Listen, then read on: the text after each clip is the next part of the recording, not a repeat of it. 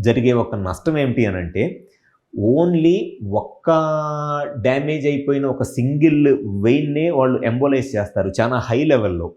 మిగిలిన చిన్న చిన్న వెయిన్స్ ఏదైతే కింద ఉంటాయో వాటిని డీల్ చేయరు కాబట్టి ఆ వారికోసిల్ ప్రాబ్లమ్ అనేది క్లియర్‌గా రిజాల్వ్ అవ్వదు ఎంబోలైజేషన్‌లో. కానీ మైక్రో సర్జికల్ వారికోసిలెక్టమీ చేసేటప్పుడు కరెక్ట్‌గా ఈ టెస్టిస్ పైన ఏదైతే వెయిన్స్ డ్యామేజ్ అయిపోయినాయో ప్రతి ఒక్క వెయిన్‌ని కూడా మనం లైగేట్ చేస్తాం కాబట్టి మైక్రో సర్జికల్ వారికోసిలెక్టమీలోనే ఎప్పుడైనా సరే వారికోసిల్ కి ప్రొసీజర్ చేపించుకుంటే బెస్ట్ రిజల్ట్స్ అనేది ఓన్లీ ఈ మైక్రో సర్జికల్ వారికోసిలెక్టమీలోనే ఉంటాయి.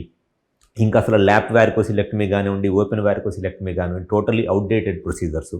సో వారికోసిల్ ప్రాబ్లమ్ ఉండి పిల్లలకి ఇబ్బంది పడతా మీరు ఆ వారికోసిల్‌కి ట్రీట్మెంట్ చేయించుకోవాలి అనుకుంటే ఉన్న దాంట్లో best and most sophisticated solution ఏంటి అనంటే మైక్రో సర్జికల్ వారికోసిలెక్టమీ అండ్ ఆ సర్జరీ చేసేటప్పుడు కంపల్సరీగా ఆపరేటివ్ మైక్రోస్కోప్‌తో పాటు ఈ ఇంట్రా ఆపరేటివ్ డాప్లర్ ఉంటుంది. ఈ 2 యూజ్ చేసి సర్జరీ చేస్తేనే అండ్ బెస్ట్ రిజల్ట్స్ కూడా వస్తాయి.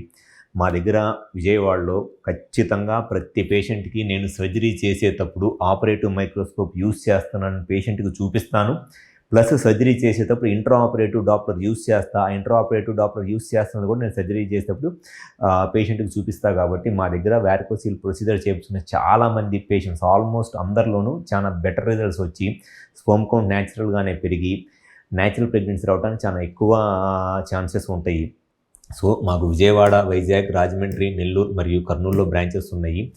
ఎవరిలో అయితే ఈ వారికోసిల్ ప్రాబ్లమ్ ఉండి పిల్లలకి ఇబ్బంది పడుతున్నారో కుదిరితే ఒకసారి మా హాస్పిటల్ నెంబర్ కాల్ చేసి అపాయింట్మెంట్ తీసుకొని ఒకసారి మాకు విజయవాడ, వైజాగ్, రాజమండ్రి, నెల్లూరు మరియు కర్నూలులో బ్రాంచెస్ ఉన్నాయి. ఒకసారి వచ్చి కన్సల్ట్ అవ్వండి. డెఫినెట్‌గా మీకు మ్యాక్సిమం బెనిఫిట్ అనేది జరిగిద్ది.